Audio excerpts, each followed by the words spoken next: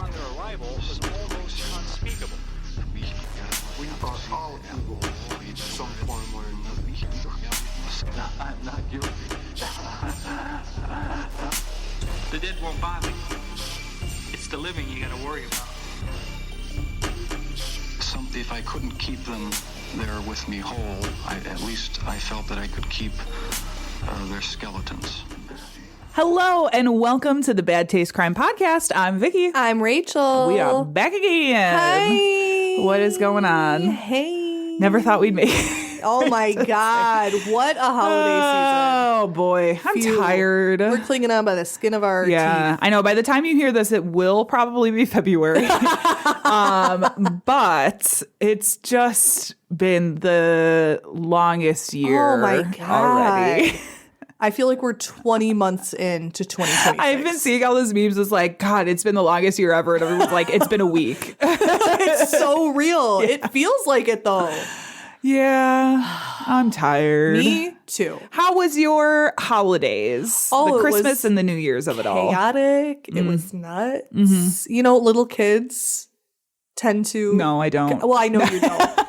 You're like the rich auntie. I'm not rich. With your designer bag. I don't. In with this fancy bags day. We were like, what? No, which I got as a gift. I didn't even purchase for myself because I'm too From cheap. From her wealthy circle of friends. Yeah, she's like, right. guys, I just went to a cotillion. They were giving these out. This was part of the gift bag. These were the gift bags. You know how I know that I'm materialistic? Every time I hear about like the Oscars and stuff, and they're like, all of the participants, even if you don't win, you get like a gift bag. Yeah. With like $30,000 worth of shit. Yeah. I dream about that gift bag. Yeah. I want to see what's in it. When Tiff and I, long ago, worked for the same company who's in the market of making bags. They do be doing that. And they would get contacted for shit like to make those bags. Wow. Like that's the type of shit that they were doing. Yeah. I mean, they're just like fancy, glossy, bag, right? Not, I mean, sometimes totes, sometimes just like gift bag, like paper gift bags with true. You know, Oscars logos on them. That's basically all it is. And the stuff they put in it is the expensive shit. But like the idea of like free, like a free bat. Is you just so love a free. exciting. You just love a free shit. I do, which I also do. That's why I dig through my neighbor's garbage. I don't dig. Okay. Let's actually take a step. That's why she's out there every Friday like a gremlin digging through the trash. Thursday. That's when they put it out. I haven't had to worry about a garbage day in like 4 years. I've gotten so many cool things. We have a dumpster. You would love it, actually. I'm gonna get all up in there. There is, so where I live, there's a bunch of businesses. I live on top of some businesses, and there's a bunch of businesses around me. There's like a gym and all this other shit.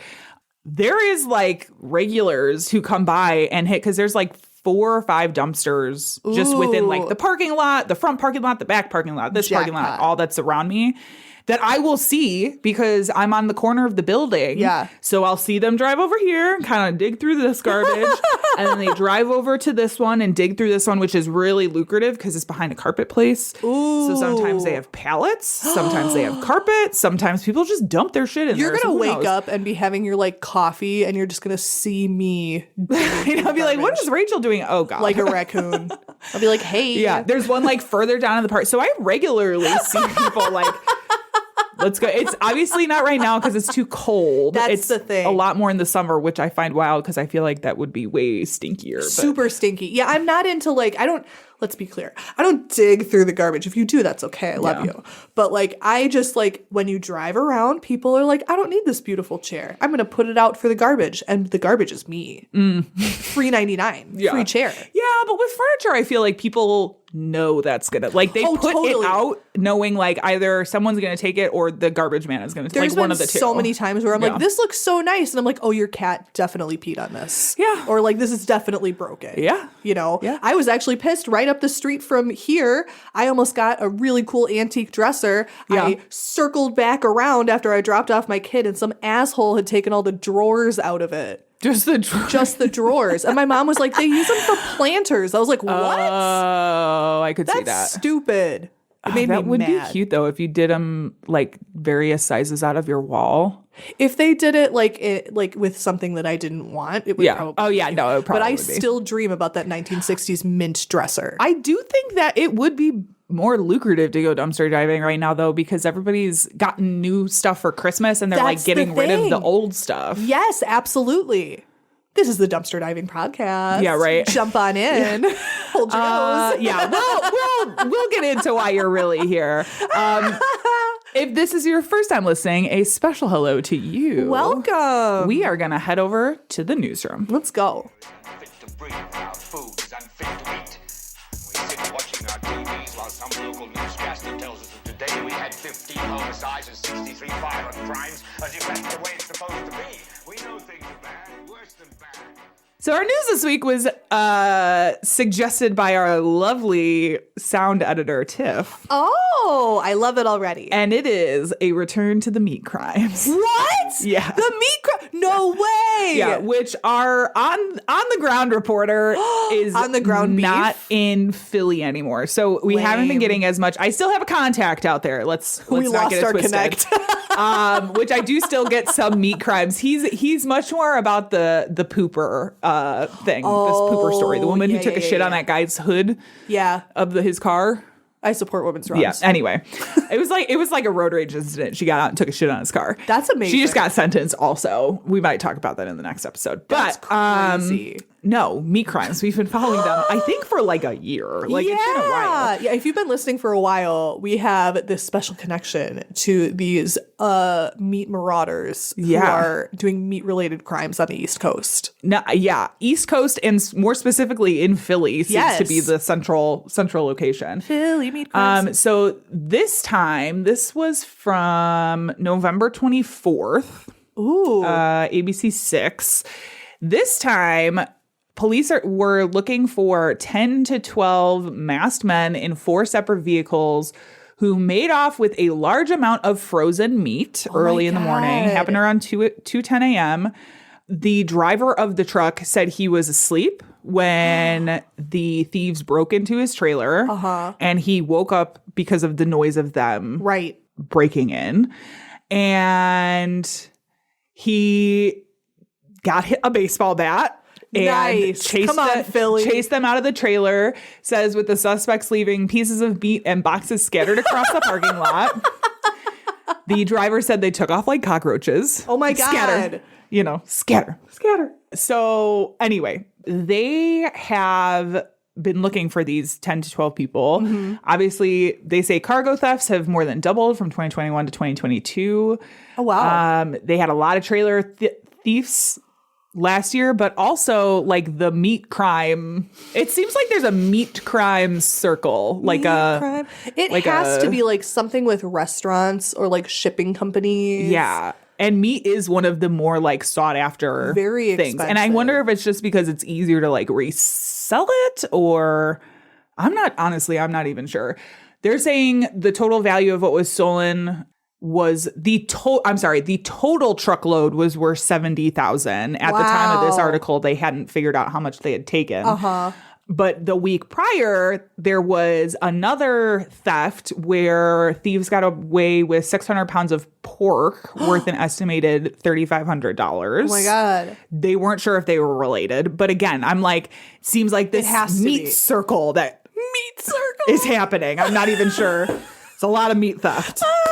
But that's the update on the meat crimes. Oh my God. We have to unmask Philadelphia. these hamburglers. I know. All right. Will not stand. We're going to move on to Netflix and Kill. Ooh. This week, we are talking, and I realize we're a little behind the curve. That's because there's a lot of content to watch, and I only got so much time in a day. Be patient with us. So we are talking about Unknown Number, the high school catfish. Oh. Which I'm pretty sure we have not talked about on here yet. I think we might have talked about outside of here. Yeah. But boy, oh boy.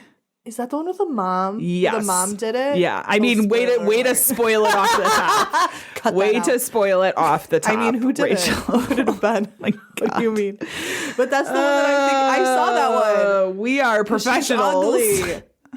Okay, Rachel. Well, come on. Don't do that to your daughter. It has literally nothing to do with what happened. But it's funny to say because she's horrible to her daughter. So essentially what happened is there were 2 American teenagers, Lauren Licari and her boyfriend at the time, Owen McKenney. Mm-hmm. They started getting text messages from this unknown number that were harassing and just really fucking terrible. Some of them are crazy. Yeah. Some of them were threatening, insulting. All of it I would consider bullying. Yeah. There was a This poor girl. particular aim at Lauren's appearance, and this sort of taunting happening regarding her boyfriend at the time, and this sexual interest in her boyfriend. These are Very weird. teenagers, by the way, Yes. like high schoolers.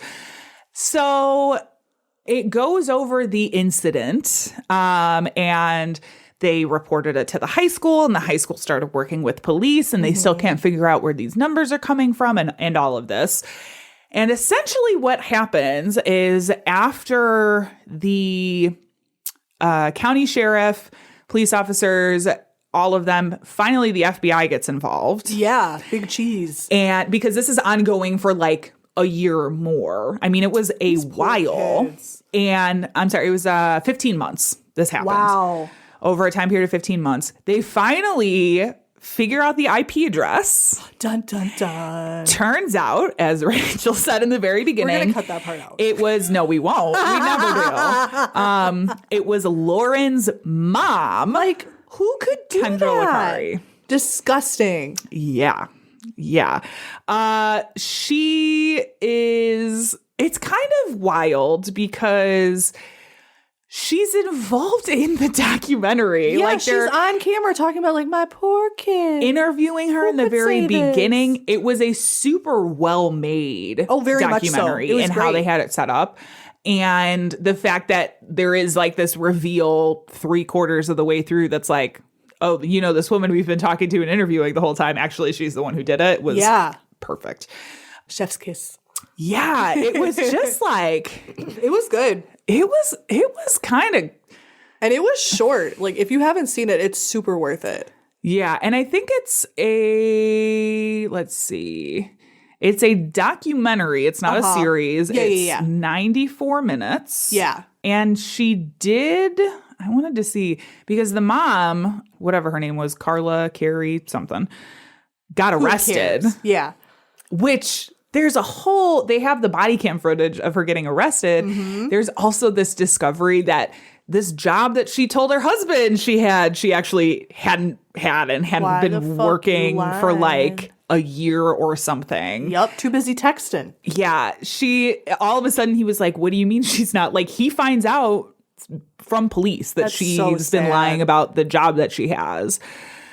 So That's crazy. yeah, it's a very What a bitch. interesting story. It definitely highlights the big issues with technology and the nature of that and how easily this can happen. Yeah. Kendra was her name. Kendra. Was charged with 2 counts of stalking a minor, 2 counts of communicating with another to commit a crime. So sorry. They popped up a thing that was like, disable your ad blocker. Bitch, no. I like my ad blocker. That's my close personal friend. 2 counts of stalking a minor, 2 counts of communicating with another to commit a crime, and 1 count of obstruction of justice. Okay. In 2023, she pleaded guilty to 2 counts of stalking a minor and apologized to Owen and his family. She spent 19 months in prison, was released on August 8th, 2024. There is still an order, I believe, an injunction regarding Lauren seeing her mom. She's not allowed to see her mom still, even though now she's 18. I'm pretty sure she's still not allowed to see her. But she, even in the film, is like, yeah, I don't know, like, where I stand on it. Like, I don't This poor child. want to think that it was out of malice, but like, she still did these things, but like, she's still my mom and I still love her. And yeah, it's very complicated. That was she's so young and like sweet. And it's a small town. So they're talking to, a very tight-knit community. Lauren played sports. She was a basketball player, I think. So like all these parents knew each other. They were all involved. It's very small town shit. Yeah. They should have put her in witness protection. I mean, I needs a whole new life. wouldn't go that far. Like, but, that's so embarrassing. I mean, it's crazy. She shouldn't be embarrassed, but like, No. like that's crazy that it's like everyone you know. Right. And it's on Netflix. Right. So yeah, I would highly recommend it. It was Super recommend it. really, really good. Loved it. Crazy story. It will make you so mad. Yeah. It really You will be really mad will. watching it. This is that part of the show where we say content may not be appropriate for all listeners. May not. This week, we will definitely be talking about murder. And we're actually going to be talking largely about mental health. Yes. So the story that I decided to pick, and part of the reason why I picked this topic was I had a story sent to us courtesy of friend of the show and former guest, Caitlin Escobedo. Also my college roommate. Shout out, girl. I love but her. a couple weeks ago, like a month ago, she reached out to me and was like, hey, have you heard about this? She was on the show the last time we talked about Ohio. Yes. I'm pretty sure. Yeah, which we I know tricked was her and did Ohio. a little, murder. yeah, we did. Great funny. episode. I would love to have her back on, honestly. too. It was so fun. So anyway, so Caitlin sent this to me. She reached out to me about this story specifically because of the mental health aspects of this case and sort of where the system failed the person that I am going to talk about today. Very interesting. Before that, I wanted to start out with some crime and mental health statistics, courtesy of the Illinois Criminal Justice Information Authority. Ooh, local. So, the National Institute of Mental Health estimates 1 in 5 people in the U.S. live with mental illness, which means approximately 46.6 million people.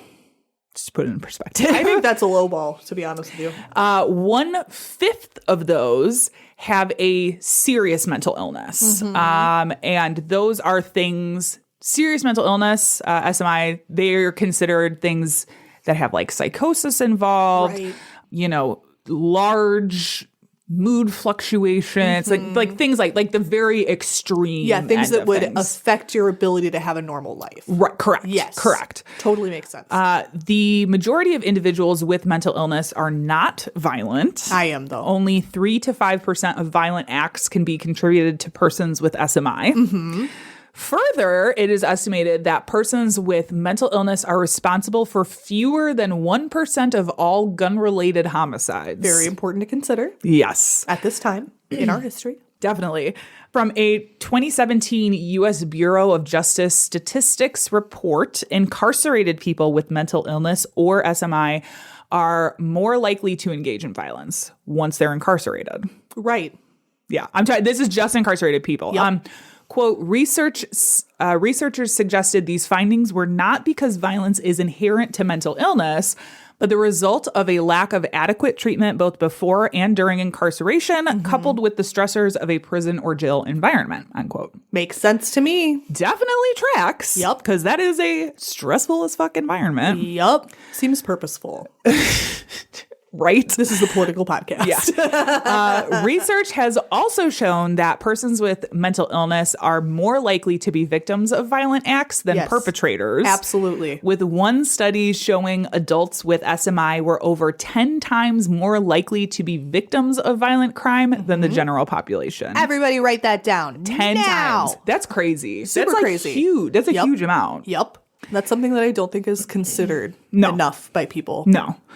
This also carries over into incarceration as well, with men with mental illness being 1.6 times more likely and women 1.7 times more likely to be physically victimized by other incarcerated persons. Yup. Picking on the weak. Yeah. Researchers note that both substance use disorders and untreated psychosis increase risk factors for violent behavior by leaps and bounds, obviously. Yup. Many of these factors can be mitigated by addressing the barriers to receiving mental health support and treatment, something I'm sure we're going to be talking about extensively today. But I don't think any of that is a surprise. Do you have any thoughts on just like the statistical part of this? I think that like the numbers are crazy, but I think that what's even crazier is how much that this is unreported. How many people that, in our daily lives, we meet lots of people who are like, boy, you need therapy and you have not had it. Yeah. Like, boy, you definitely have some things you need to address. But because of society, people don't. Because there's such a significant amount of shame. So it's like, take those numbers, boost them on up. Yeah. I think that's crazy. And I think, honestly, I do think this is a lot closer Absolutely. to what it is. Just because the conversations around mental health and how to handle that, and specifically mental illness, right? Yes. Like, I am not talking, I go to therapy because I have general anxiety. Yeah. And need some fucking help. Hell right? yeah, girl. Like, that is not, to me, not mental illness. I am like, I just need some fucking help, right? We're talking like this is the other thing, is like getting a diagnosis. That's is true. the other And that thing, can right? be very tricky. Yeah. It's a tricky process. Right. And expensive. Yes. Which is partially because having mental health services available to underprivileged or underserved communities or, you know, to It's all society. lower income. God damn it. Right. Like, I think if that were available, you'd have a lot more people getting a diagnosis. About Absolutely. But there's all of these sort of like roadblocks, both mental and financial and societal. Yes. And plus, if you have mental illness, it's harder. It can be harder to do these things for yourself. Right. Yeah, You know? I agree. So with all that being said, let's talk about Alvin Taylor. Okay. There isn't a ton known about Taylor's early life, and a lot of what is known comes directly from him. Okay. So grain of salt. Right. So he is No born. offense, Alvin. No, but it's fair. I mean, Yeah. I would say that about anybody because everybody Absolutely. colors their own human Gotta experience. sprinkle salt on everything. Yes. I lie sorry. constantly. So Your name's not even Vicky. no, I'm Barbara. Oh, fuck. That was my Go on, witness Babs. protection name. Babs, you oops. idiot. Oh, God. Time to go. Bye, guys. No. Hey. So Taylor was born in Milwaukee, Wisconsin in the 50s. He has said that he suffered abuse from his parents, who claimed that he claimed they were indifferent about raising him, Okay. mostly allowing him to wander the streets. Like I said, this was the 50s. Yeah, they did that. Despite this, Taylor seemed to find his own way to cope by developing an interest in music and songwriting, Okay. meditation, and psychotherapy. Nice. Yeah. His interest in music is something he would develop into a career of sorts when he Cool. began touring the northeastern U.S. as a soloist for smaller bands. Wow. So this, I think, is still something that they do where they can just call, where they're like, hey, we need somebody to play in this band. Just call in like a one-time kind of soloist or whatever. going on the road. Yeah. Yeah. Like a tour, like a touring artist. Yeah. For sure. Good for you, Alvin. That sounds fun and lucrative. Well, maybe not lucrative, but fun. Well, so and this fun. again, I mean, it would have been in the like 60s. Yeah. So definitely a time, I think, when music popularity and that kind of, you know, playing in clubs and stuff was like more lucrative. Yeah, I'm not saying you're very going to be true. wealthy, but like Right. Enough better to than keep some you things. going. Right. Yeah, and if You it's get what to you love, like that's so fun. Yeah. Many times I saw Taylor being described as this, like I said, like a traveling club performer. Uh-huh. Now, according to the Dunn County News, it is believed Taylor experienced his first psychotic break in 1969. Quote, Taylor was in a bar and thought some men were going to kill him. Leaving by bus, he thought the people on the bus were going to kill him. At his motel, he thought the maid there was going to kill him. Oh, poor guy. Yeah. He was hospitalized for a week after this, and then he got back on the road again.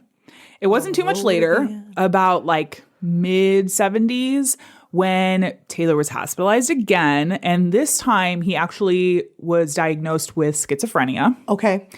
After receiving a diagnosis, finally knowing what's going on, he would spend time in and out of different psychiatric hospitals. Okay. And he saw various like psychiatrists and psychologists throughout, basically between the late 1970s and early 1980s towards 1987-ish.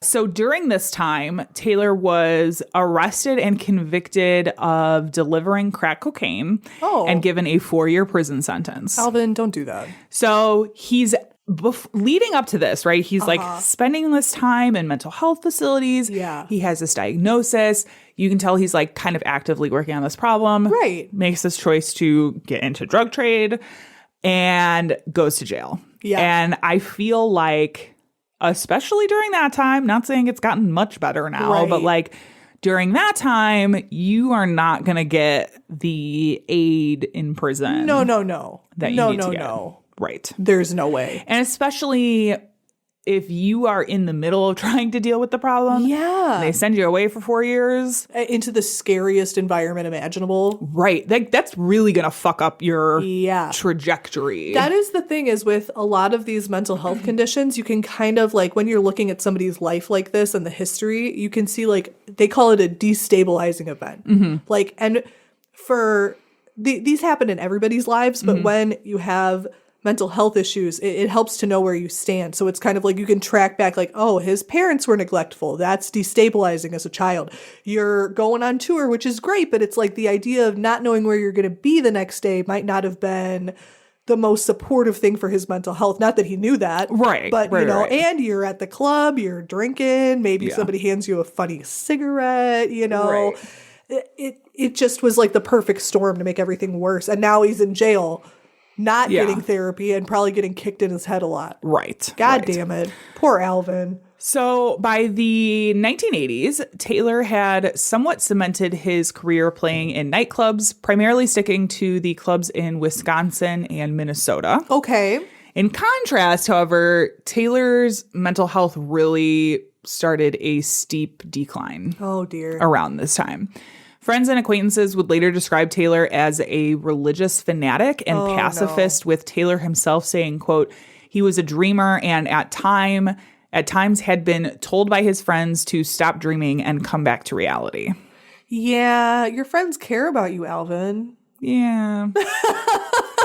And this isn't, and I do think that's them being nice, right? Yeah. Being like, you're such a dreamer, like maybe, Right. you know, versus like, yo, like you're talking some crazy shit. Like, Yeah. you know what I mean? Like something. And you need that friend, though. You need that friend to be like, Yeah. hey, take a Right. shower. Right, right. So this is from the Sheboygan Press. Quote, in Portage, restaurant owner Janet Arensay said she chatted occasionally with Taylor and you kind of felt sorry for him. He was the kind of person who really got to your feelings. Miss Arensay said, he would get talking about religion and how everybody in the world should love one another. There isn't enough love in this world, he would say, unquote. Oh, Alvin. Yeah. So this is where I really struggle because I do think generally his intentions generally were Right. good. Right. Like I don't. And that's what I feel so far, like based on what you've told me. Like hey, don't deal drugs, bad thing. But like, Right. you know, Right. everybody makes mistakes. These thoughts didn't really turn to violence until 1984 when Taylor befriended 38-year-old Robert L. Williams. Taylor has said that he liked the man, but expressed having the delusion that Williams had killed someone. Okay. So something in his brain was like, And that's schizophrenia. You'll Yes. just be like, hey, were you aware? And you're like, I wasn't. Let me jot that down. And it's Right. very hard to tell that from reality. Oh, Yeah. poor guy. Again, from the Dunn County News, quote, at one point he overheard a kid say, yeah, get rid of him. And that was just one sign, which Taylor took to mean he was supposed to kill Williams. Doctors said that before killing, Taylor would wrestle with what has been described as the force. Not responding to the messages caused pressure to build inside of Taylor. So it wasn't even like a comment directed at him. Right. But he interpreted this as a big sign that, like, Yes. oh, the universe is telling me, like, Yeah. you know what I very mean? common with schizophrenia. People around me know that he's a murderer, so this is something it does that I seem need to to be take care very of. like conspiratorial. A lot of schizophrenia seems to be like that. Like there's this whole thing that like people are trying to get you, or people know Yeah. something you don't. It must be Yeah. a really scary feeling. To feel Yeah, that I way. can't even imagine. You're right. I think that is, I mean, let me just say, we are not experts. No, like, no, we are no. not psychology experts. Right? But that does seem to be a very common thing. And I'm sure that it's Yes. just due to the way the brain is like interpreting. It's like that paranoia. Yeah, definitely. I remember reading a book when I was a kid. I'm not sure what book, but it was some like autobiographical thing about a sister talking about her sister who would eventually be diagnosed with schizophrenia. And I remember she was like, I think the first warning sign before we knew what was going on, she's like, when we were in the house and we would have to go to the bathroom even just to wash our hands, she would turn on like the fan. And she'd be like, why are you doing that? Like, she'd turn on the fan and she'd turn on the lights and she'd turn on the shower. And she's like, all of these people are trying to listen to us going to the bathroom. We have to make sure that they can't hear. And so she thought that she was just like shy, which I'm sure we've all been to places where it's like, I got to drown this out. They do not need to know this about me. Right. But like, it would upset her so much. She would be like hyperventilating in the bathroom. Like, oh my God, they're listening to us. They're out to get us. You know, everyone in this house is like perverted. And that wasn't the case. And she was like, where are you getting this from? And it was like such an innocuous thing. But when interpreted now, knowing like what happened, it's like, oh. So it does seem to be like kind of a paranoia. Yeah. And I mean, this is definitely like when you add substance abuse to this, in any case, it alters your brain chemistry even more. Yes. And not always in a positive way. I would say most of the time not in a positive way. And I'm sorry, he's in nightclubs in the 80s. Yeah. Not saying that he was a substance abuser, but I'm just not in saying general. that either, but I am also kind of saying that. Yeah. I mean, it didn't, other than him delivering crack cocaine, it didn't really talk about him like being a big drug user. And maybe he wasn't. I feel like that scene does very much like invite that a little bit. Yeah. So it's like, I'm not ruling it out. Sure. You know what I mean? For sure. So things come to a head on July 15th, 1985, when Taylor shot and killed Williams with a .357 Magnum. Oh, no. Taylor then buried Williams in the backyard of the home he was renting in Springbrook, Wisconsin, covering his body with quicklime.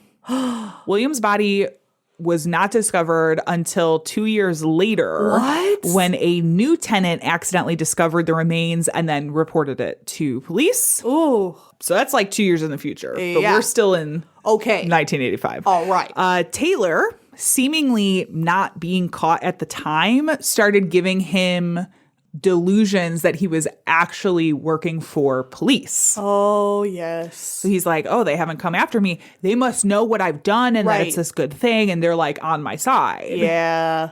Type of thing. Yeah.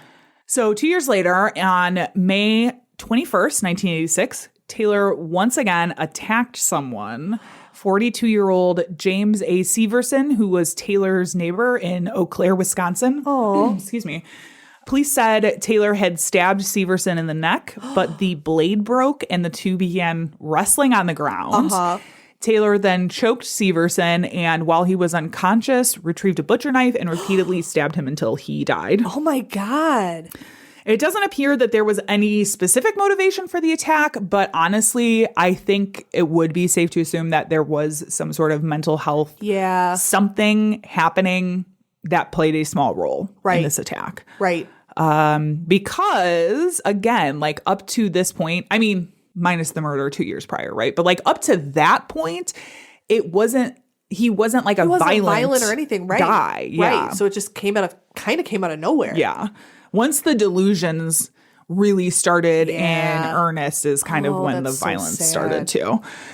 A few days later, when Severson failed to show up for a lunch date, friends became suspicious. So they went to check on him at his home where they discovered his body. In the fall of 1986, Taylor decided to attend a musical in Eau Claire called Peace Child. Okay. Have you ever heard of that? Nope. Apparently it's been around for a while. I've never heard of that. At the time, it had the goal of improving relations between the U.S. and Russia. This was in 86. Okay. Now it seems that it has evolved to reflect modern day problems. That's and cool. seems to mainly focus on climate change. So it's this sort of... Dude, this is a whole rabbit hole I went down. This thing called Peace Child, which is essentially a production that focuses on... It's told from the perspective of the future... looking back at the past and what people have done in the past to get them there. Okay. Generally speaking. Okay. This is why it sort of evolves to face, at the time, the U.S.-Russia relations were kind of the thing that was the big thing. Is that no longer a thing? Well, it is, but in a very different way. Very different. But yeah, it's this whole thing. You can like go on. If you look it up, like... Anyway. I'm gonna. So he went to, the reason I bring this up is because... So interesting. He was, like I said, he was described as a sort of pacifist. Yeah. I was going to say he'd probably eat this shit up. Yeah. It's like, that's my favorite musical. He goes to see Peace Child in Eau Claire. While at the University of Wisconsin Stout, he met and became friends with 27-year-old Timothy Hayden, who's working as a custodian for the school.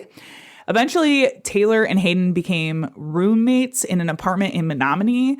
Now, it's unclear, like, I have seen it said both that it was like Taylor's apartment and he invited Hayden to come live with him. I've also seen it that it was Hayden's apartment and he invited Taylor to come live with them. I'm sure it's hard to like track that kind of thing. Yeah. So either way, they get this apartment in Menominee. During this time, it's reported Taylor had traveled to Portage to kill someone. Oh. But while he was there, he gets a sign that he was not actually supposed to do that. Oh. Like he goes to Portage and then something happens that is a sign that's like, actually don't kill this person. Alvin, don't do this. Sure. Again, from the Dunn County News, quote, while in Portage in February 1987, Taylor saw a calendar with a girl on it who reminded him of Hayden's estranged girlfriend. Oh, interesting. Taylor felt Hayden might hurt that girl. The calendar was a sign that Taylor had to kill him in a room with a waterbed. Oh. Taylor returned to Menominee and discovered Hayden had purchased a gun. And to Taylor, this meant that he had gotten there just in time. He was like, he just purchased this gun. See, this is evidence of his plan that he's going to kill this estranged girlfriend. So thank God I'm back. For Alvin. I know. On March 28th, 1987, Taylor shot and killed Hayden with a pistol. Yeah. Taylor was arrested for the Hayden and Severson murders while attending Hayden's funeral. Drama. While in custody, police questioned Taylor about Williams' death, although he refused to cooperate at that point. And remember, Williams was the first person in this rented property like 2 years earlier. Right. So he's like, I'm not going to say anything about that. Authorities determined that the shell casings from both the Williams and Hayden murders matched, and he was charged with the third murder. Okay. Now, there was some denial about his involvement, at least in Hayden's murder, due in part to his schizophrenia. Right. Again, from the Dunn County News, quote, Taylor denied killing Hayden, believing that the police, district attorneys, and even the person running the polygraph machine were in on it and believed personnel at the Dunn County jail were going to poison him. End quote. That's so sad. Yeah. Now, during their interrogations of Taylor, something unexpected happened. He confessed to the murder of a fourth person, 33-year-old Daniel Lundgren. Oh my God, Alvin. Not only was it surprising because they didn't expect a confession to another victim, although they had already, like once he was arrested, they had been looking into Taylor in regards to other unsolved murders. But it was interesting because Lundgren's death was presumed to be from injuries sustained in a car accident. Oh, really? Yeah. What? Yeah. How's that work? So on November 29th, 1986, Lundgren was found in his crashed car on a rural road near West Bend, Wisconsin. Oh, okay. He was taken to 3 different hospitals, and after 30 hours of attempts to save him, Lundgren unfortunately died from what the doctors assumed were injuries sustained from the accident. So he was so beat up and they found him on the side of the road. They're like, oh, he must have fallen out of the car. Let's talk about that. So there wasn't really a question as to how he had died at the time. And he was like buried in a standard funeral. Okay. However, once Taylor confessed to a murder police didn't know was a murder, they decided to exhume the body. And they wanted to inspect Lundgren's body for themselves. So a forensic report determined Lundgren had been shot 3 times in the head with a .38 caliber pistol. And Taylor was subsequently charged with the murder. So at the time of the murder, Taylor had been living with Lundgren, and police believe that the two got into an argument about Taylor moving out. Okay. They also said it was likely Taylor shot Lundgren in the car and that he was able to drive a short distance before losing consciousness. From the Duluth News Tribune, quote, while medical officials said Lundgren would have died even if the doctors and others had noticed the bullet holes, Right. it was never explained how so many medical professionals could have missed the gunshot wounds, including failing to see the 3 holes that showed up in an x-ray that was taken but apparently never viewed. That's crazy. So they... What in the malpractice? Well, Girl, what? Like, I understand it's like not necessarily you make malpractice. that assumption. And I it's would- like, you're not going to check a car accident victim for gunshot. They just weren't looking. Right. And the car was in an accident. Like, he Right. drove for a short period before crashing. I guess it's understandable. And It's just so crazy. in all of this other blood and Yeah. injury and everything, I get why they're like, this was a car accident, right? Yeah. And At least at first. I also understand why they're like, well, he died from his injuries. There is literally no reason that they should have Right. suspected that being a murder unless Yeah, I understand why they thought that. somebody viewed the x-rays. But I don't know if they just didn't view them because they're like, we For already what? know he has had Right. trauma or whatever. Right. That makes sense. Hard to say. You gotta not assume. Hard to say. Assumers. There was also the reported attempted murder of a man named Paul Zwick in December 1986. What? In this incident, Taylor confessed to striking Zwick with a hammer and stabbing him with a screwdriver.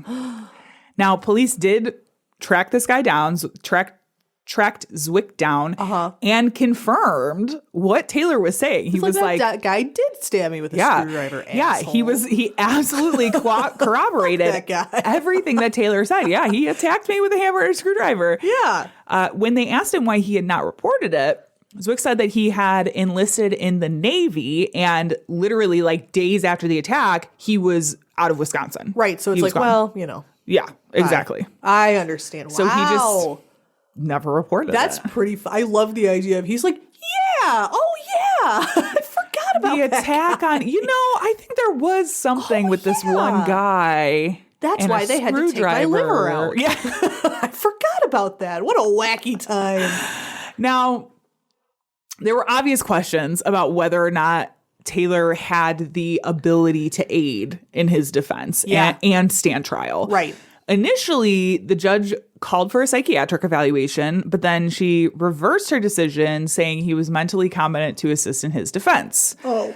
This is from the Sheboygan Press. Quote, Michael Fernstall, Dunn County District Attorney, said Taylor commented during questioning that a force told him that Hayden and Severson had to die, and as a soldier of God, it was his mission to take care of these evil people. Policeman Dale Unmanson also told Thursday's hearing that Taylor expressed regrets about the slayings, but that God put him on earth for that purpose. End He's quote. like, well, what are you going to do? And these are in the hearings and the interviews with the district attorney. Okay. Okay, so in a subsequent hearing, Taylor's attorney, John Kaczynski, petitioned the court for a psychiatric evaluation, which is granted. So this is really interesting to me because he goes before the judge is like, yeah, psych eval. And then she comes back and says, Nah, he's good. he's good. But even at that point, the district attorney was like, No, he's not. I don't necessarily think he is. Right. I don't know that he was fighting for it that hard because really it's better for them if he does stand trial. Right. But also, He's clearly not competent. To yeah, stand I trial. get a sense that they were kind of like, yeah, we Like, knew. why would you say right? Right. The people who testified during the hearing where he got the actual psych eval, like where he was granted the psych eval, described Taylor as courteous and possessing good social skills.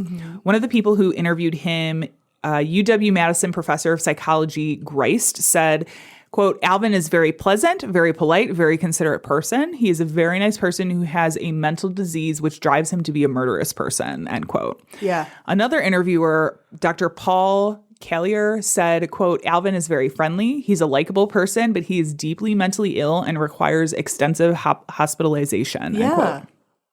So 2 doctors being like, no, he does. This is the thing. It's like, on the surface, it's like he's super friendly. He's Yeah. very personable. Yeah. but you don't know like what's going on in what he's really in his thinking. mind. Yeah, you can be nice and personable and friendly and social and still have these delusions. Right. You know what I mean? Yep. Well, I mean, that's different. I was going to say Ted Bundy's more of a sociopath. Right. But that's the thing is you never know. Right. People can act a certain way in public and be totally different in their normal lives. Mm-hmm. And I don't think in this case, like, he was intentionally, like with sociopaths, it's like an intentional front. I'm going to be normal so then I can kill you with a knife. Right. Not all sociopaths, but it's like a manipulative thing on purpose to get what they want. This guy would just be normal and then all of a sudden he'd hear a voice from the sky and then he'd be like, I have to go do that thing. Right. He's sick. Exactly.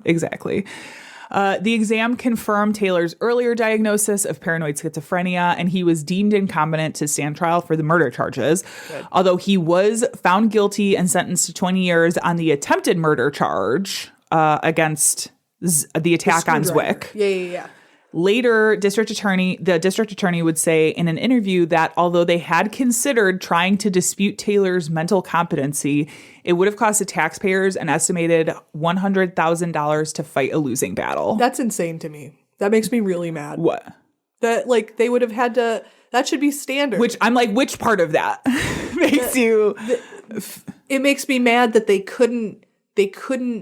I understand that, like, with the legal thing, how you're saying, like, it's better for them if they went to trial anyway, but, like, he couldn't get the evaluations and the care that he needed because it would have cost too much. That's dumb. That makes me mad. Well... You know what I mean? No. Am I wrong? That's not what... Okay, so it would have... In order for them to hire their own experts to try to dispute the claims. Okay, to dispute which... That all comes out of taxpayer money. Okay. And that's what would have cost them so much. I see. Yeah, not like the treatment, although yes, the treatment would be expensive. But they are saying we didn't want to waste money on what we thought was a losing battle by trying to hire experts to dispute the claims. Okay. Does that make sense? Yes. Is that what you thought? Is that the same thing or no? Similar. Okay. I think it's a lot of like red tape bullshit. Like they should be able to give everyone all of the evaluations and shit that they need without being like, well, then it's going to be too expensive. I mean, yes and no. Know? Yes, like yes and no. I agree with that in obvious cases of mental illness and think there's obvious cases where it's like, nah, this person is fine. They're just a fucking asshole. Right. You know? Right. I think we feel the same way about it. It's just a lot of red tape. Yeah. Oh, yeah. Red tape bullshit for sure. Yeah. For sure. So Taylor was ordered to be sent to the Mendota Mental Health Institution in Madison, Wisconsin. Mm-hmm. The court also said in the event that he was released prior to the 20-year mark, Taylor would be required to serve the remainder of his time in prison in Washington County. Following the trial, Taylor's attorney said that his mental illness made communication during the trial impossible. Right. He also was like, I've literally never worked a case like this. Yeah, like it was, I'm sure. You know. Taylor spent 17 years at Mendota before requesting release in 2005, a request that was denied. Okay. He filed a second petition in 2010 that was also denied. A third attempt came in February 2013 when his attorney said he shouldn't be considered a danger as he didn't have any violent issues during his time at Mendota. That is huge. Although there wasn't anything violent, a number of facility employees also testified during the hearing saying Taylor was a high risk and had a propensity for escape attempts and had been seen multiple times checking the doors of like neighboring rooms and clinics. So even though he hadn't, they're it like, sounds hey, like he's being squirrely. We gotta watch this one. Yeah, it sounds like there wasn't necessarily a full escape attempt. And again, like it wasn't violent. Like that's not a lie. It wasn't violent, but like he's but also noticing like this behavior of like it sure looks like this guy's gonna go out a window. Right. Understandable. So I wouldn't want to be there either. That request was denied. Yeah. Also, another petition was submitted in 2015. At this point, Taylor was 68, and at the time, he was reexamined. And the medical board said that he had vastly improved and submitted their appeal to the next higher authority. Unfortunately, he would have needed approval from prosecutors in both Dunn County and Eau Claire County, More goddamn rigmarole. but the appeal was denied. Well, it's Okay. because I understand. No, I do Yeah, I was gonna understand. say, it's I'm because- frustrated for him. I know. I feel bad for him. they had because he had murders in both Yeah. counties. Everyone's No, I gotta understand agree. Yeah. you and I differ in that I think the legal system's very annoying. It is, but I also think it is there to Yeah. afford protections Yeah. on both sides of the aisle. I right? understand. Yeah. A final petition was planned for March 2022, but the medical board said that Taylor, 75 years old at that point, Oh my gosh. they said that his mental health had deteriorated due to his advanced age. Yeah. And Taylor continues to reside and receive treatment at Mendota to this day. Wow. Yeah.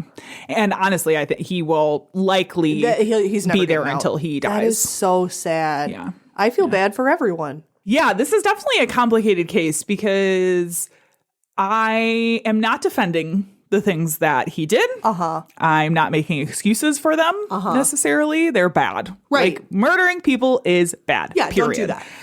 But I do think that there was clearly attempts by Taylor to receive help and receive treatment. Right. Like he was it wasn't like he was going to these psychiatric facilities and seeing these doctors and stuff because he was required to. No, he was doing it on his own. Right. He was really trying. Right. And I think once he got out of jail for the crack cocaine thing, Yeah.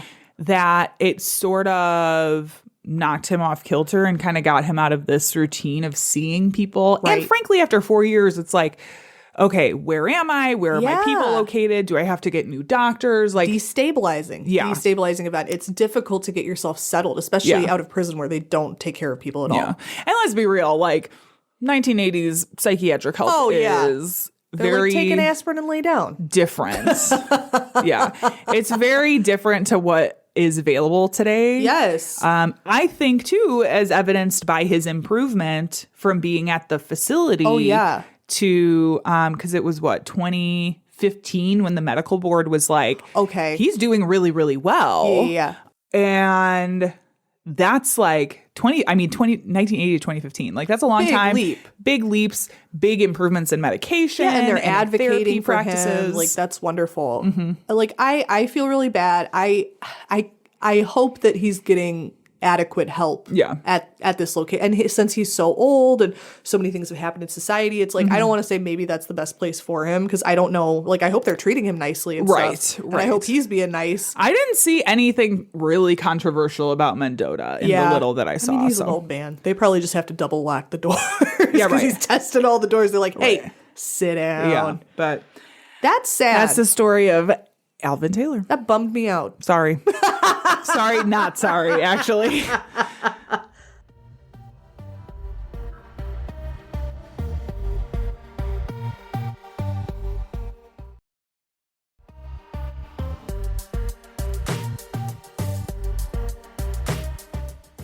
Mental health, such a good topic. Thank you. Thank you to Caitlin, actually, friend of the show, Caitlin. I love Escobedo. Caitlin. Yep. I miss you, Caitlin. I love you. The only Aquarius I'll ever love. That's interesting. Your case got me thinking a lot about like legal competency, like which I've always found is, I'll say it's inadequate. I don't think most of the time with these cases, I don't agree with the outcome. Okay. You know, and especially like in cases like yours, it almost makes it like a little easier to feel that way because it's like he seemed like a nice guy. Lots of people had nice things to say about him. He was trying to get help on his own. So it's like, well, Yeah. I lost my train of thought. I forgot what I was Legal into. competency. Yeah, legal competency. Well, I think the interesting thing too is when you're talking about legal competency, there's two areas you have to consider, right? There is the ability to aid in your defense. Right. Is like one table. Yes. The other table is insanity or the ability to understand what you were doing at the time the alleged crime was committed. Right. They're like two separate camps and they Yes. are considered separately, Which right? is so interesting. Yeah. Well, because That's I the mean, thing. there is like precedent, tons of precedent for like temporary insanity, like temporary psychosis, you know, Yeah, it happens. a breaking point where you're literally your brain is just like, Right. I'm going to do whatever the fuck. Yeah. Brains is weird. Yeah. Not all the time. Yeah. Because also I think people try to overuse that when you're talking about sanity at the time of Yeah, and that's crime. that can be very hard to determine as well. And I think it's interesting the strides that they've made to try to determine that. But I think, and even me defending the legal system, never. But I think it's very difficult to do. Yeah. Mental health is a big, ever-changing animal, and it can be difficult to like have markers. You can't just plug your brain into like one of them car computer things where it like diagnoses you, which I wish we could do. Wouldn't that be nice? Where it's like, hey girl, you have OCD. You never knew that before, but it's here in your brain report. It's like, no, I don't want to know about the things that I don't know that I have. I want to know. Nah, Why am I so weird? I am 35. I have made the adjustments I need to make. I handle my life just fine. It's funny because I had a conversation with somebody a while ago that I worked with where we were talking about ADD and ADHD. And I was like, gang. You know, I think that could possibly be something that's going on with me. But even if that was... Like, I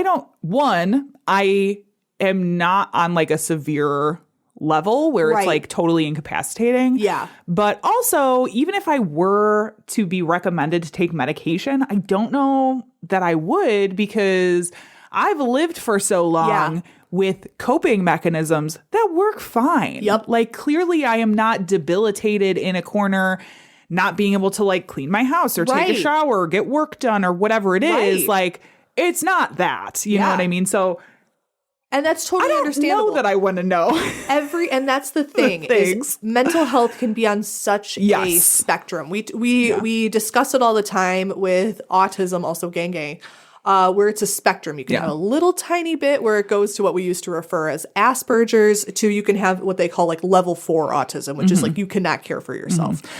Very different, but lots of mental health things. There are certain ones like schizophrenia where I don't think you can have like a teeny little bit of schizo. You can't even notice it. Just a little tiny bit. Think it is overarching. There's like a difference between mental health and mental illness. Oh, totally. Also, totally. but it's like a square. It's like a square rectangle situation, right? Like every square is a rectangle, but not every rectangle is a square. So like the rectangle, like all pedos have mustaches, but not all mustache men are pedos. Right. Love that. So like the rectangle is mental health.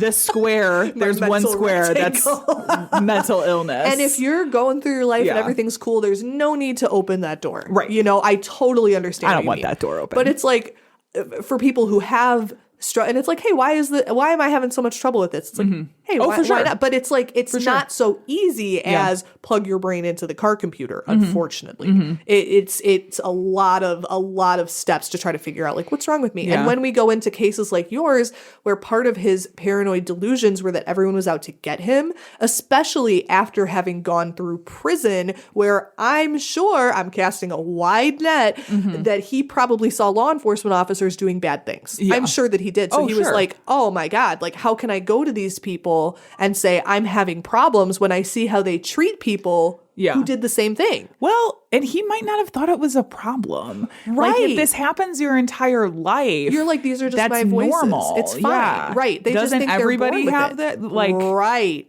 Absolutely. Clearly he did know it was a problem because he was going to certain psychiatrists parts he may and not things, have. but It's so layered. It's like, and I've heard people, again, super different with everyone's experiences, but I've heard people with like schizoaffective say that some of the voices and the impulses and things are nice, are comforting. So it's like, well, that part's not bad. Right. Why would you think that? But it's like, it's kind of a slippery slope where it's like, how much do you listen to that voice? You know, what's it gonna say? Right. I don't know, girl. Right. Today's guest, she's not here. She's in prison. Okay, good. Today's subject, this is the mental health episode, and you're gonna see well, I'm going to tell you how mental health affected her whole life. But she never received an official diagnosis, which I've always found pretty surprising based on how much court and shit that she went through. Yeah. I will say, I think her diagnosis is fairly obvious. Okay. But yeah. It's a clear mental health thing. And unlike your case, you're not going to like this girl. Okay. You're not going to like her one bit. Okay. I felt real bad for Alvin. Yeah. I do feel sorry for this woman in certain ways, but I think that she was a lot more culpable than he was. Mm-hmm. And that's interesting too, is like the legal culpability. How Right. responsible are you? She was responsible. Let's Sure. talk about her. So we're going to talk about Elizabeth Wetlaufer. Okay. Also Parker, because she got married. Okay. This case came across my desk in a pretty typical way that I pick cases, which is interrogations. Her interrogation after the fact is on YouTube. I'll link it in the show notes. It's very interesting. It's very weird. Very weird to see her talk about this stuff. Yeah. Like it's normal. Anyway, Yeah. let's get into it. So she is from Canada. This is a Canadian case, Canada A. So Elizabeth Wetlaufer was born and raised around where like Woodstock is in Ontario. Okay. Born and raised in that area. Not a ton is known about her early life, just like with your case again, except Yeah. for what she said, which like, do we Right. believe her? Right. Not really. Well, Her early life just seemed very religious. Her family was super Baptist. Okay. And then she went to like Baptist college. When she went to secondary school, that was also a religious. were they like the skirt wearing Baptists? Yeah. The no women don't wear pants kind of. It seemed to be. Yeah. I will say she was wearing pants in her confession, but this was when she was in nursing and She shit. was or wasn't? Was. Oh, well, yeah. She did have pants on. Did they make like skirt scrubs? Is that? I don't think they is that do. a thing? I don't think so. I imagine that they would Colin. have to because they do have to make religious exemptions for. But I don't think the clothing. skirt is necessarily. I think it's just that you have to be covered. Oh. Because I almost No. wonder, like medically, I'm just saying, like in a medical thing, Yeah. I don't know if they could get away with making a skirt because it could catch on shit. You know, it does like expose you underneath. You know, you could. I don't know. It just seems. I mean, they difficult to make do. exceptions for other clothing items. That's true. It just seems like a fucking maxi skirt would suck shit in a hospital.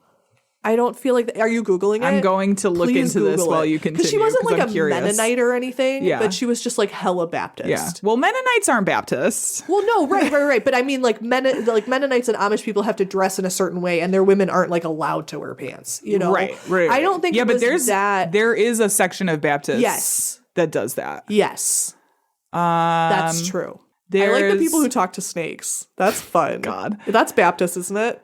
They're like, hum, I dum, shum, hum, think dum, so. Yeah. So So fun. there is a belief within some Baptist traditions that women should not wear trousers. Right. As it's seen as violating Deuteronomy 22:5. A woman shall not wear what pertains to a man. Fuck off.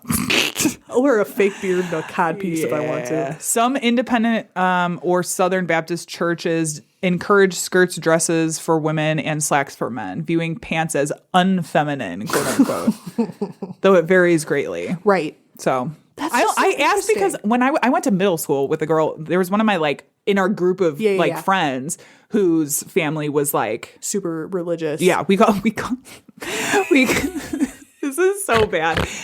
Okay, I just want to say I was a child. I love but we it. used to call her Pants Girl because she wasn't, and it was like an endearing nickname. Right. No. Totally. It's not Because like she wasn't didn't allowed to know. wear pants. And like in gym class, we had the red gym uniforms, and she had to wear culottes because they That's were longer. stupid. Yeah. That's so Anyway. stupid. This is a total aside. That's this is the only reason I stupid. know about any of this. Stupid. I feel like, honestly, being friends with somebody whose family was Yeah. involved in religion like that and being exposed to it so early, for me. You were like, no. Well, no, I think, honestly, I think this is one of these, I never thought about it before now, but part of me wonders if this is one of those formative experiences for me that is why I am so interested in religions, different religions and things, you know? I think that's interesting. There was a girl that I'll tell you later. We went to high school with her who was part of like her family, I believe, was Jehovah's Witness. And she was the nicest girl, the sweetest girl, always dressed very modestly. I don't think she always wore long skirts, but she did sometimes. And her hair was very long. She was the nicest person to talk to. But sometimes when I talked to her, I would feel so sad for her. There was a time when like people were talking about like Halloween, like, oh my God, what are you gonna be for Halloween? She was like, oh, we're not allowed to celebrate. Yeah. I was like, what? You know, I was like 12. So I was like, no way. Like, what the hell? Right. I just felt so bad. It just seems so limiting. And that's my opinion. Anyway, yeah, total aside. Opinion. So she's going, Wettlaufer, this lady, is going through all of this like Bible college, and she wanted to sort of explore nursing. Okay. Even if she wasn't going to be like a full-ass nurse, she wanted to be around the medical community. So she was trying to figure out what was the best way for her to do that.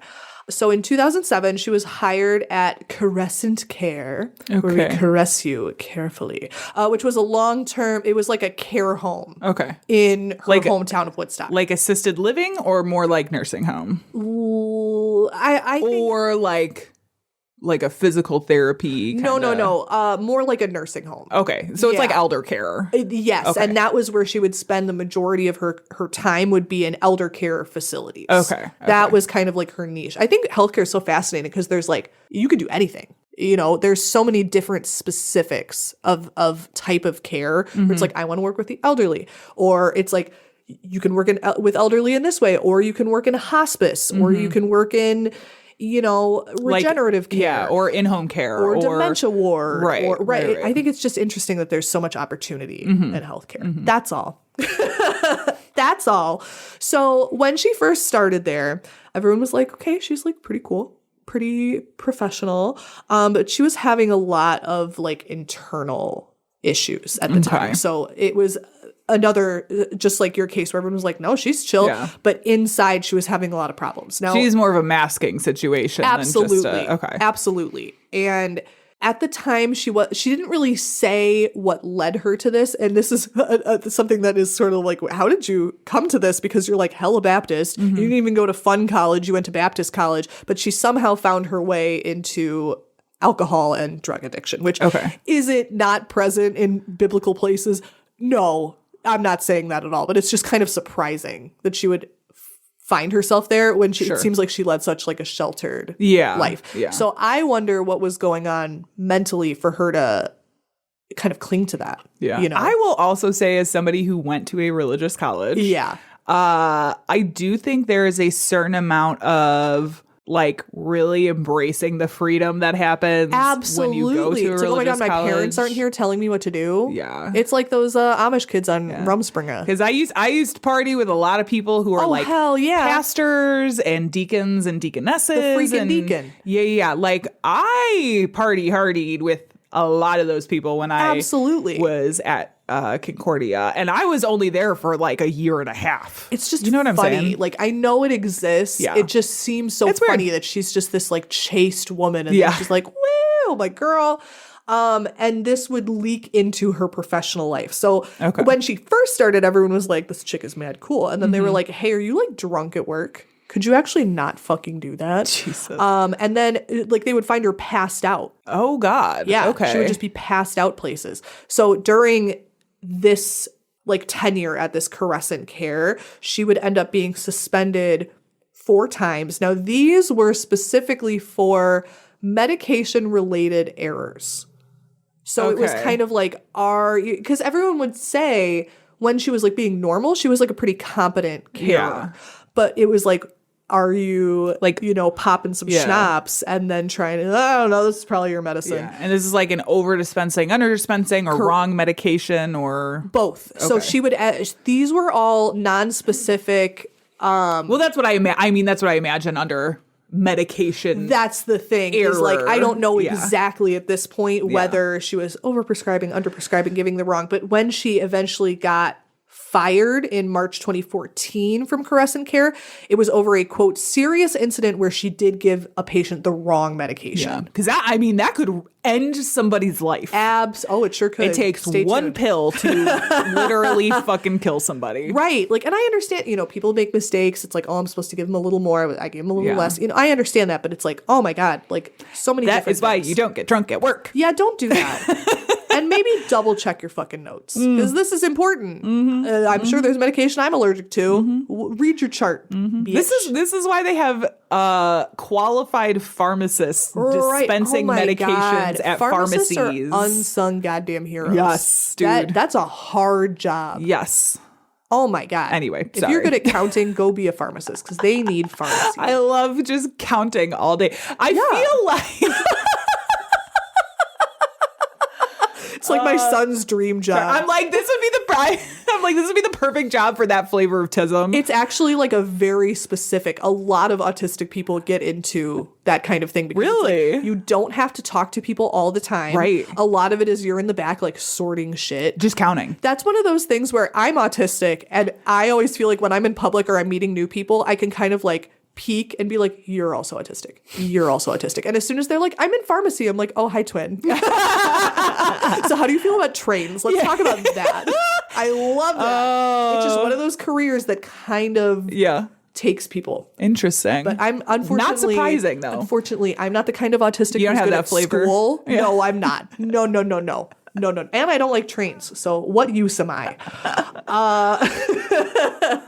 So this firing from this job was like, again, we're going back to the other one, a big destabilizing event for Elizabeth. This was huge to her that she could have fallen so far. And she ended up around this time checking herself into a drug rehab facility. Okay. I don't know if I've That's mentioned, it should be kind of obvious, but she was stealing drugs from the hospital. This is how she got all of her medication. She wasn't like a heroin addict. She was stealing medicine. So I think a lot of the things that will come up about like, wow, I accidentally gave this guy less of his Vicodin. I'm like, because you took She the was other just Vicodin. pocketing. Correct. Yeah. Okay. Correct. So she went to her drug rehab. She was doing her program. She was obviously at this time having trouble holding down a job because it's like, don't do that. So she was doing like little temporary jobs at local care homes, and she would get fired from these places. And a lot of it's sort of interesting in like the medical world. I was surprised that there wasn't as much like details about the specific things that she did each specific time because it's kind of like a protective scenario. So I'm a big healthcare advocate, love healthcare workers, love you. Thank you for making us not sick. But the Medicare system, not Medicare, the medical system, The hospital is a bunch of rich dickheads. There's a lot of protections. Yeah. They want to protect the facility from malpractice Absolutely. or potential lawsuit. So there was a lot of that where it's like I was amazed that she was able to get jobs in other care homes after making this giant mistake. But it reminded me of how, obviously different scenario, but of how Catholic people will be like, oh, this priest was caught diddling. We're just going to put him to another facility. Same thing they do with police officers. Absolutely. I was disappointed because I recognized that pattern autistically. gross. That's the kind of autism I have. Yeah. Where I was like, girl, fire her. Like, what do you do? And they were like, no, you can just work somewhere else because you have these qualifications. I'm like, shut the fuck up. Yeah. So around this time, so she would be fired from some of these care jobs, some of these little like temp jobs for stealing medication, for making medical errors. One of these errors that she made was almost resulted in the death of a patient because she was high off her ass. And so she gave them too much and they almost died. Jeez. And again, these are elderly people. Right. So it's like they're very fragile. They're fragile. Be careful. Fragile. Around this time, she decided, I'm going to be creative and start writing poetry about murder. Okay. So she was at this time writing poetry. Certainly about that how, doesn't mean anything. I want to kill Yeah. my patient named Bill. Yeah. It's like, girl, stop. So she had been at this care home, the care home she got fired from, the big one, Crescent Care, for 7 years. So that was her thing. She was at that home. She got fired. She went to rehab, and now she's trying to do temp jobs. So we're going to go back in time a little bit while she's still at Caress and Care. So at this time, she would start injecting some of the patients that she cared for with insulin. Okay. She was not super supposed to do that. Okay. So she was like a nursing assistant. Okay. So her main job was like, I don't want to say that she was like a candy striper because she did have she was allowed to give medication, but she wasn't allowed to count it. Okay. Like it would be like the nurse or the pharmacist or the doctor, whoever the hell did it at that facility, would like count out all the medication and then like give her, I'm assuming, the bottle. Go and give this. They can dispense, but they can't. I mean, that's the same thing with like if you go, I don't know about you. When I get vaccinated, I tend to just go to like Walgreens. Oh, yeah, totally. And like the person behind the counter can't do that. The pharmacist has to give the injection. That's exactly right. Whatever. Yeah, and that was the situation where it was like she was not supposed to be fucking doing that. Yeah. So Elizabeth Wettlaufer was injecting some of her patients at Caress and Care with insulin. She was not supposed to fucking do this. Oh, great. Love that. Let's move on. So sometimes she wouldn't always put like a crazy amount. She would just do like a little bit, like here and there, almost like she was like experimenting. Well, it's almost like seeing what you can get away with. Like, did anybody notice that I put? Oh, yes. You know, and I'll get back to that as well. Yeah. So sometimes it wasn't like a huge amount, and sometimes it was. And during this time, they started to sort of like look into, not while she was at Caress and Care, but afterwards, when she went to the drug program, she started to say certain things, because at these drug treatment centers, a lot of the time they'll have group therapy, right? Where they're like, hey, what's the worst thing you've ever done? She's like, oh boy, you guys want, she's like, well, after this stirring reading of my murder poetry, right. you know, I did, she's like, hey, we're all drug addicts, we've all done bad things. They're like, yeah, for sure. Murder. And she's like, I've killed. And they were like, what? I know, when the people who are doing bad things are like, that's fucking bad. That's bad. She's like, oh, you shit, know that's it a is. problem. She's like, I thought this was a safe space. And they were like, no, Elizabeth, we're not mandated reporters, you idiot. Not that kind of safe space. So she confessed to her, this is after she's already been fired. So I'm kind of like time skipping a little bit here. But she confessed. Oh yeah, but she was like, hey, you know, we all do stuff when we're fucked up. And they're like, we don't do that, Elizabeth. We have to tell people, Elizabeth. And she was like, oh, I wouldn't have told you if I thought you were going to fucking tell people. Oh my God. Dick. We've all done bad things. I thought this was in confidence. They're like, no, Elizabeth. Oh my God. So they started to look into her past at this Caress and Care. And it seems like her first assaults were somewhere between like June and December of 2007. Okay. So when she started. So she goes to this group. She's like, I done did the murder. Yep. I'm assuming the therapist or whoever was the guides mandated report. They reported it, and then police started investigating. Correct. Okay. So I don't even think she was aware of it at this time in 2014-ish when she was confessing, but they were doing sort of like investigating at that time because she had confessed. But that was the first time that anyone had investigated her crimes or her behavior. Sure. Officially. Okay. So this is how this is kind of occurring. So they figured out that between June and December 2007, which is the year she started, so it's like, girl, she had began injecting patients wrongfully with insulin, either the wrong amount or they weren't supposed to have fucking insulin. Yeah. Two sisters, again, this was an elderly care home, Albina Demideros and Adriano, who were 87 and 88 respectively. Poor sisters. She injected them with insulin to the point that they passed away. Jeez. Because this was at an elder care home, the deaths were not attributed to her at that time. Yeah. Before that, there was another murder. James Silcox, who was 84, this poor guy, father of 6. He was a decorated World War II veteran. And he was, I believe, actually the first one that they could figure out, where she injected him with a shit ton of fucking insulin and he died. Mm-hmm. Here are the names and the ages and the years. I'm just going to give you everything. Okay. Of all of the people that she was convicted of killing. Okay. Gladys Millard, the first one after the James Silcox I just said was Maurice Granite, who was 84. That was in 2007. Then there's a little jump to 2011 where she killed Gladys Millard, 87, Mary Zurowinski, 96, and Helen Matheson, 95. So it does seem, not always, but it seems like the ages kind of get older and older and older. Well, even honestly, even at 87, like it seems to me that even amongst this pool of older folks, right, she's aiming for the oldest, the older the folks. Weakest of the pack. Well, and less noticeable. Absolutely. Like, it's just that's not great. Not great. That's not great. She then takes another little break. 2013, she murdered Helen Young, age 90. And then 2014, which was the year she got fired, she killed 79-year-old Maureen Pickering. 79? Yeah. Wow. Younger. Okay.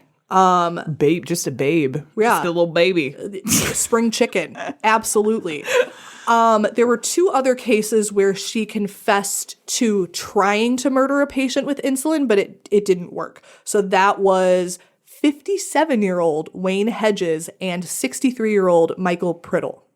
Wow. Young as fuck. So it's like Jeez. maybe, and who knows, people's medical history are so convoluted, who's to say, but it's like maybe because they were younger, their bodies were able to fight it off. Yeah. Or they gave out more distressing signals than the elderly Right. people who are probably already giving out distressing signals, just living their day-to-day life. Right.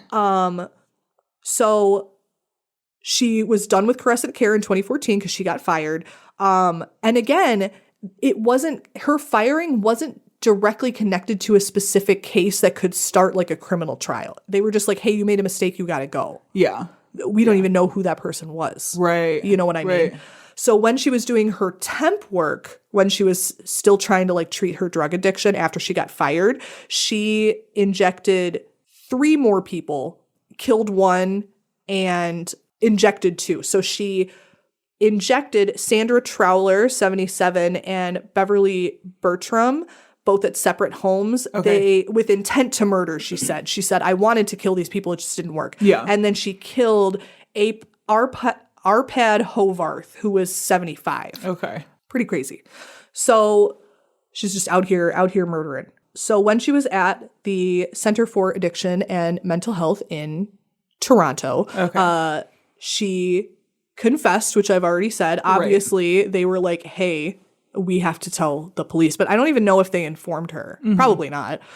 She was still in like the, there's a Canadian thing, College Nurses of Ontario. It's like their like thingy. Yeah. So after that. It's their like board certification. That's a better explanation board than certified thingy. body.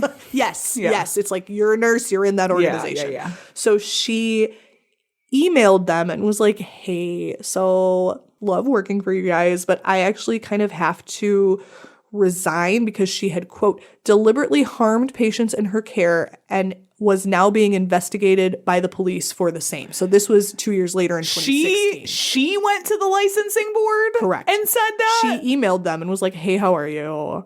So anyway, I actually have to resign because and she just said deliberately harmed. She wasn't like, this resulted in people's deaths or I wanted to kill. She was like, I accidentally. I wonder if the thinking was like, it's going to look better if I resign than if they come in and revoke my license. Correct. Because of that. That's why it would look better. Yeah. Yeah. This is, I said before, I'll link the interrogation, which will describe a lot more of like her personality. Yeah. She is very, very, very manipulative. Okay. Very manipulative. I'm just a poor little lady. I've had so many struggles in life that I've probably made up. Yeah. Very much that. Okay. Very much that. Okay.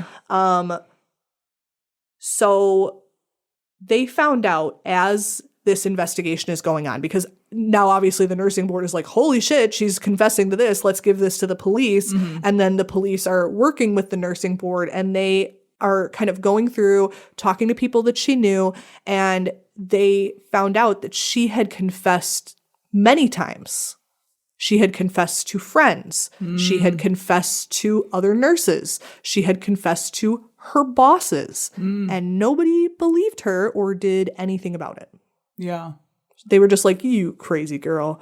I don't know why. Wow. I think that's nuts. I know so many people in healthcare, and if any of them, who I all love, were to come up and be like, I killed a guy, I'd be like, that's great. I'm going to call the police. Unless they thought she was kidding or, Like, I don't would know. never be friends with someone like that. Like, haha, so funny.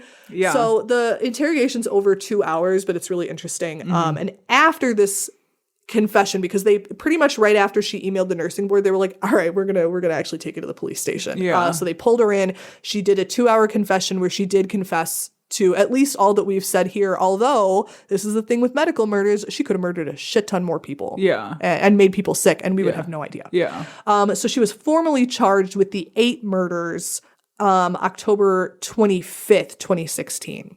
They ended up tacking onto that like 4 more counts of attempted murder and 2 counts of aggravated assault. Okay. So by the time the court was like going in like early 2017, she had added all of these charges. Okay.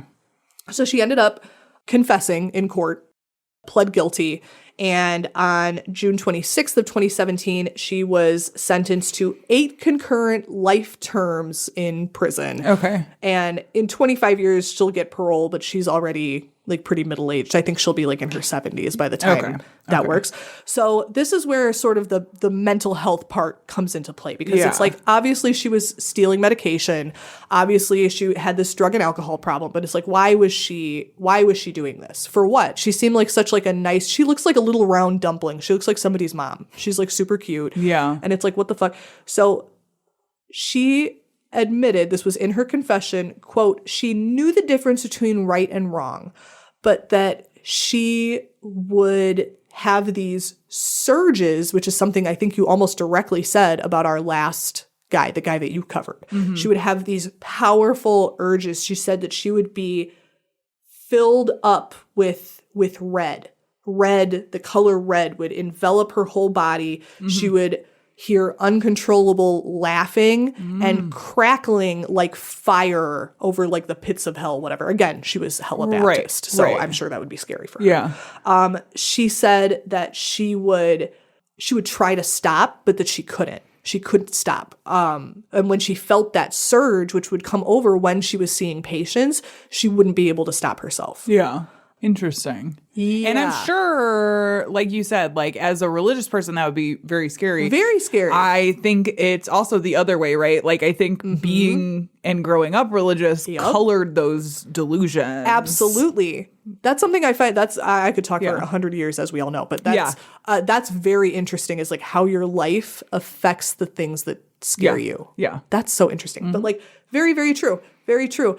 But on the other hand, because she in court, she was like, I felt no joy. She really portrayed it as like, I am this poor woman who's being bound along by the tides of fate, which is kind of how I feel about your guy. Yeah. Where it's like, I didn't want to do this. This was my mental illness that I've never been diagnosed with. Right. This was all this stuff. But you're writing murder poetry.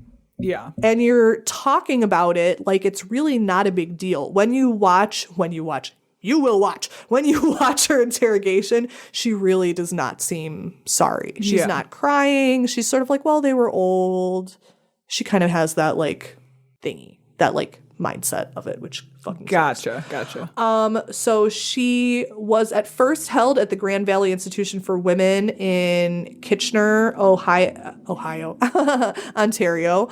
But then in March 2018, she was transferred she's at a medical facility for unspecified medical treatment. Canada is pretty hush-hush about this, kind of personal information. I don't know if it's HIPAA over there, but HIPAA. Canadian HIPAA, they take it like real fucking serious. Yeah. I just think it's so crazy that this like little dumpling of a woman like ended up murdering probably way more people than the 8.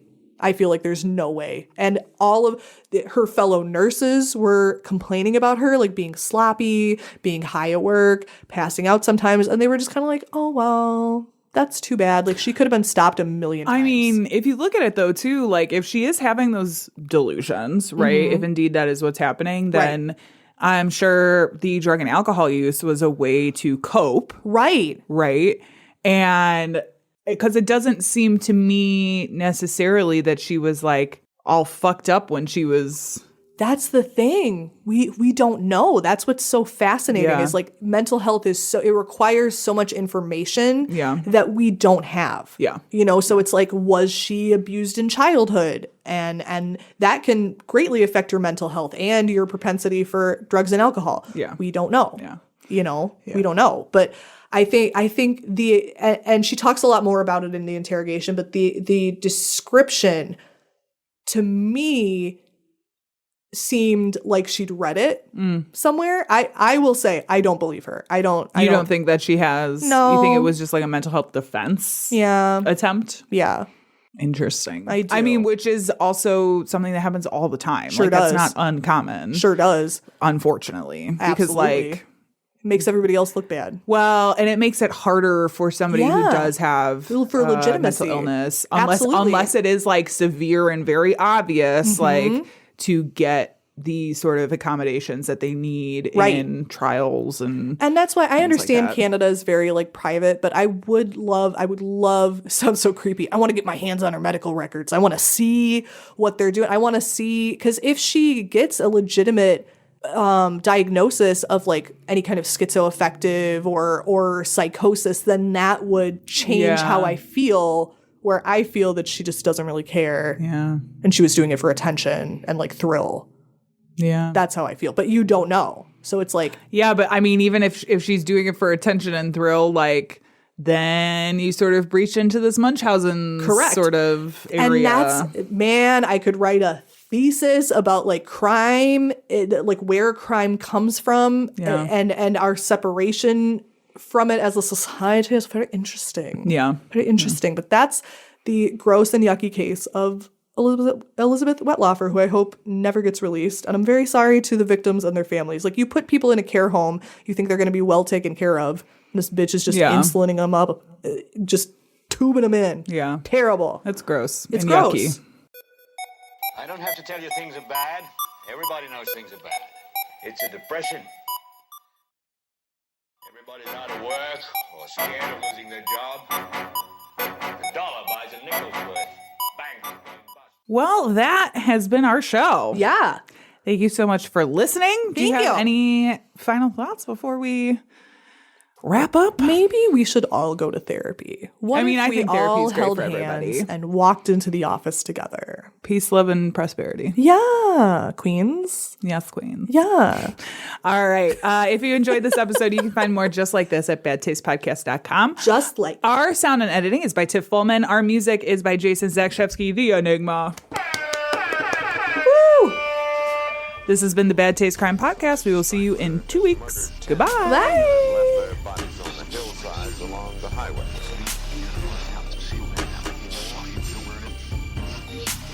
It was as if a wave of evil washed over this town. We are all people in some form